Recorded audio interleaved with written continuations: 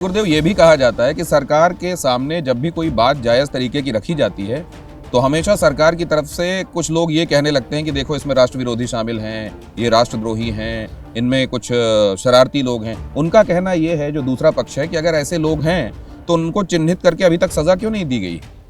इसी पर देखिए सरकार क्या है। हमें आपको पता है कि सरकार, वर्तमान की सरकार बहुत ही धार्मिक है, बहुत ही धार्मिक है।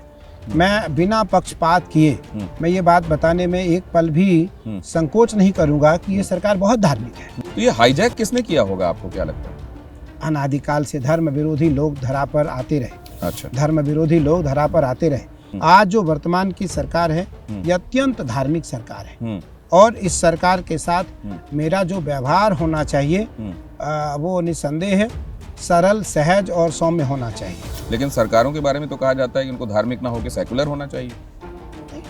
सेकुलर भी रहे, सेकुलर भी रहे, लेकिन मैं तो लगभग भारत को छोड़ करके बहुत सारे देशों में जाता रहता हूँ। मुझे लगता है कि वहाँ आप अपने धर्म की स्वतंत्रता है, अपने धर्म की स्वतंत्रता है, लेकिन आप किसी जिस देश में या जिस देश में या जिस राज्य में जा रहे हैं उस देश में या उस राज्य की कोई भी धर्म विरोधी बात आप नहीं करेंगे। कोई भी देश आप चले जाएं, तो या वो मुस्लिम देश हो या वो क्रिश्चियन देश हो, आप कहीं जाएं, दो ही लोग हैं, या तो मुस्लिम है या क्रिश्चियन है।